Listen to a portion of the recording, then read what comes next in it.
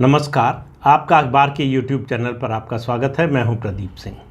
कांग्रेस के दो राज्यों के दो क्षत्रप हैं जिनको समझ में नहीं आ रहा है कि कब तक धैर्यपूर्वक इंतज़ार करें, कब पार्टी हाईकमान यानी गांधी परिवार उनकी सुनवाई करेगा, कब उनको न्याय मिलेगा, कब उनको उनका उचित हक मिलेगा, कब उनको वो मिलेगा जिसका उनको प्रॉमिस किया गया था, जिसका वादा किया गया था, जिसकी प्रतीक्षा वो काफ़ी समय से कर रहे हैं। इन दोनों के सामने दो रास्ते हैं। एक रास्ता है हेमंत बिस्वा शर्मा का, दूसरा रास्ता है गुलाम नबी आज़ाद का। वैसे इस रास्ते पर पहले और कई लोग चल चुके हैं। गुलाम नबी आज़ाद वाले रास्ते पर ममता बनर्जी उसका उदाहरण है, जगन मोहन रेड्डी हैं, शरद पवार हैं, ऐसे तमाम नेता हैं जो इस रास्ते पर चल चुके हैं। और हेमंत बिस्वा शर्मा के रास्ते पर चलने वाले भी कई नेता हैं। ज्योतिरादित्य सिंधिया हैं, जितेंद्र प्रसाद हैं, उसके अलावा आरपीएन सिंह हैं और तमाम नेता हैं। तो अब उनके सामने भी अब समस्या हो गई है कि किस विकल्प को चुनें और कितना इंतज़ार करें। दरअसल वो तय नहीं कर पा रहे हैं कि हमारे धैर्य की सीमा कहाँ तक होनी चाहिए, क्या और इंतज़ार करना चाहिए। ये समस्या और ज़्यादा उलझ गई है इसलिए क्योंकि गांधी परिवार में आपस में ही मतभेद हैं। गांधी परिवार अपने फैसले को लागू करवाने की वो क्षमता नहीं रखता जो पहले रखता था। एक बात, सोनिया गांधी की बात एक समय जो है वो अंतिम वाक्य हुआ करती थी, अब नहीं होता है। सोनिया गांधी का कहा हुआ माना जाएगा, इसकी कोई गारंटी नहीं है। पार्टी के जो राष्ट्रीय अध्यक्ष हैं मल्लिकार्जुन खड़गे, वो तो चातक के पक्षी की तरह उनकी निगाहें जो है गांधी परिवार की ओर ही लगी रहती हैं कि वहाँ से निर्देश आए तो आगे बढ़ें। अब ये दो नेता जो हैं उनकी बात करता हूँ एक एक करके। एक हैं राजस्थान के पूर्व उप मुख्यमंत्री सचिन पायलट। सचिन पायलट युवा नेता हैं, 2014 से 2020 तक प्रदेश अध्यक्ष रहे और 2018 में जब सरकार बनी तो डिप्टी सीएम भी बने। और उसके बाद उन्होंने पार्टी से बगावत की। उस समय जब चुनाव का नतीजा आया तब ये उनको उम्मीद थी और उनसे वादा किया गया था कि उन्हें मुख्यमंत्री बनाया जाएगा, लेकिन अचानक दिल्ली से जो है अशोक गहलोत को भेज दिया गया और उनको मुख्यमंत्री बना दिया गया। उस समय वादा किया गया कि लोकसभा चुनाव के बाद जो है सचिन पायलट को मुख्यमंत्री का पद मिल जाएगा। तब से ये सिलसिला लगातार चल रहा है। अशोक गहलोत कोई मौका नहीं छोड़ते सचिन पायलट को अपमानित करने का। निकम्मा, आलसी और पता नहीं क्या क्या कहते रहते हैं। सचिन पायलट इस उम्मीद में थे कि गांधी परिवार उनकी सुनवाई करेगा, बार बार वहां जाते थे। 2020 जुलाई में आपको याद होगा उन्होंने बगावत करने की असफल कोशिश भी की, लेकिन वो चैप्टर मुझे लगता है अब बंद हो गया। बीजेपी के साथ जाने का विकल्प उन्होंने बंद कर दिया है और बीजेपी भी बहुत ज़्यादा उत्सुक अब नहीं है। राजस्थान में राजनीतिक परिस्थिति जिस तरह की बन रही है उसमें भारतीय जनता पार्टी के लिए 2023 का विधानसभा चुनाव जीतना बहुत कठिन नहीं होगा। ऐसे में भारतीय जनता पार्टी को किसी बाहरी शक्ति की, बाहरी नेता की या बाहरी समर्थन की ज़रूरत नहीं है। तो इसलिए दोनों तरफ से माहौल ठंडा है। न बीजेपी सचिन पायलट को लेने में उतनी इंटरेस्टेड है और न सचिन पायलट उधर जाने में। तो अब उनके सामने रास्ता क्या बचता है? दो ही रास्ते हैं, या तो इंतज़ार करते रहें कि कब जो है गांधी परिवार कृपा होगी, कब उनकी सुनवाई होगी और अशोक गहलोत के खिलाफ कोई एक्शन होगा। उसकी कोई उम्मीद नज़र नहीं आती। सचिन पायलट ने घोषणा की है, वो आज से जो है अनशन पर बैठ गए हैं। एक दिन का अनशन है उनका और उनकी मांग है कि अशोक गहलोत ने जो आरोप लगाए थे 2018 के चुनाव के दौरान, उससे पहले वसुंधरा राजे की सरकार पर भ्रष्टाचार के जितने आरोप लगाए थे उनकी जांच अभी तक क्यों नहीं हुई? वो जांच क्यों नहीं करा रहे हैं? क्या दोनों में कोई मिलीभगत है? क्या दोनों अंदर से मिले हुए हैं? ये सवाल सचिन पायलट का है। वो सीधे सीधे आरोप लगा रहे हैं कि अशोक गहलोत और वसुंधरा राजे सिंधिया आपस में मिले हुए हैं। तो वो अशोक गहलोत को कटघरे में खड़ा करने की कोशिश कर रहे हैं, लेकिन सवाल ये है कि देख कौन रहा है और सुन कौन रहा है।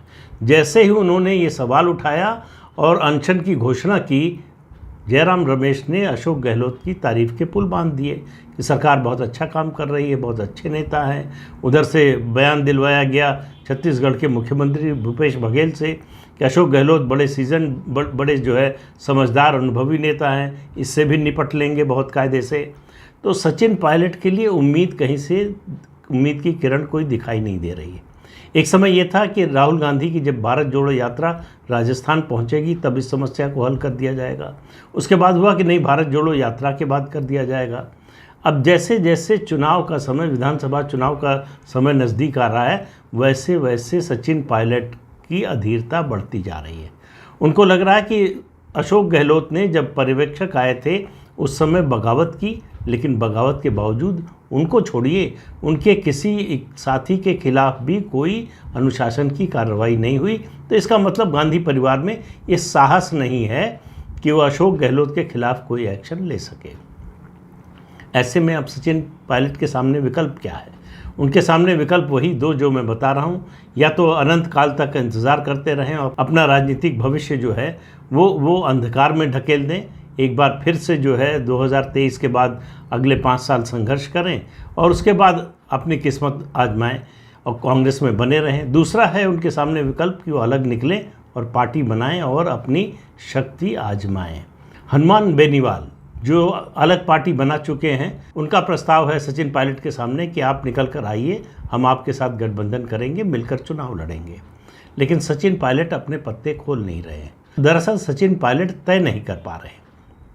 सचिन पायलट उम्मीद का दामन छोड़ नहीं पा रहे हैं और आगे का रास्ता कोई दिख नहीं रहा है। तो उनके लिए अशोक गहलोत का कुछ बिगाड़ना, उनको सत्ता से हटाना तो बहुत दूर की बात है, मतलब जब तक उनका कार्यकाल है, अब वो संभावना तो पूरी तरह से खत्म हो चुकी है।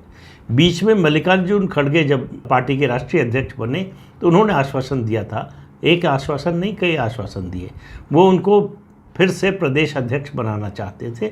सचिन पायलट इसके लिए भी तैयार थे, लेकिन मल्लिकार्जुन खड़गे की न तो अशोक गहलोत के सामने हिम्मत हो रही है और न गांधी परिवार के सामने कि वो ऐसा फैसला ले सके। याद कीजिए, जो 2 पर्यवेक्षक जयपुर गए थे विधायक दल की बैठक लेने के लिए, उनमें से एक मल्लिकार्जुन खड़गे थे, दूसरे अजय माकन थे जिन्होंने इस्तीफ़ा दे दिया। उसके बाद जब वो बगावत हुई और उसके खिलाफ कोई एक्शन नहीं हुआ तो उन्होंने इस्तीफ़ा दे दिया, लेकिन उसका भी कोई असर हुआ नहीं, कोई सुनवाई हुई नहीं। तो सचिन पायलट दोराहे पर खड़े हैं, उनको समझ में नहीं आ रहा है कौन सा रास्ता अपनाएं, और जितनी देर हो रही है उतना उनके लिए विकल्प का चुनाव करना मुश्किल होता जा रहा है। अगर उनको अलग पार्टी बनानी है तो उसके लिए समय लगभग नहीं बचा है। तो इस अनशन के जरिए ऐसा लगता है कि वो एक तरह से चेतावनी दे रहे हैं पार्टी हाईकमान को कि अब भी सुन लीजिए, नहीं तो मैं अपना अलग रास्ता अख्तियार कर लूँगा। और दूसरे नेता हैं कर्नाटक के DK शिव कुमार। वोकालिगा समुदाय से आते हैं, बहुत संसाधन वाले नेता हैं, गांधी परिवार के करीबी हैं। इसके बावजूद उनको मालूम है कि राहुल गांधी सिद्धारमैया को मुख्यमंत्री बनाना चाहते हैं। मुख्यमंत्री के लिए भले ही वो दावा पेश करते रहें, वो मुख्यमंत्री बन पाएंगे, इसमें बड़ी शंका है। तो DK शिव कुमार के सामने भी विकल्प बहुत ज़्यादा नहीं है, उसी स्थिति में है। हालांकि वो सचिन पायलट से बेहतर स्थिति में है, वो पार्टी में अभी पद पर हैं, प्रदेश अध्यक्ष है पार्टी के, और चुनाव तक उनकी हैसियत बनी रहेगी। देखिए, प्रदेश अध्यक्ष अगर सचिन पायलट बन जाते, जिस तरह से DK शिव कुमार हैं, तो कम से कम उनको टिकट वितरण में उनकी से होती, उनकी सुनवाई होती, उनके लोगों को टिकट मिलता। राजनीति में इस बात का नेता के लिए बहुत महत्व होता है कि वो अपने समर्थकों को टिकट दिला सके चुनाव में। अगर वो भी नहीं दिला सकता तो समर्थकों की संख्या घटने लगती है। वही होगा सचिन पायलट के साथ अगर बने रहते हैं तो, क्योंकि वो न तो चुनाव समिति में हैं, न प्रदेश अध्यक्ष हैं, न डिप्टी CM रहे, तो इसलिए उनके लोगों के लिए सिफारिश कौन करेगा, उनके लोगों के लिए लड़ेगा कौन बैठक में। लेकिन DK शिव कुमार की स्थिति उससे बेहतर है, वो अपने लोगों को टिकट दिलाने की स्थिति में है, लेकिन उनका प्रभाव क्षेत्र बहुत लिमिटेड है। उनके सामने विकल्प ये है कि जिस तरह से लगातार JDS यानी जनता दल सेकुलर, HD देवेगौड़ा के परिवार की पार्टी, उसका धीरे धीरे क्षरण हो रहा है।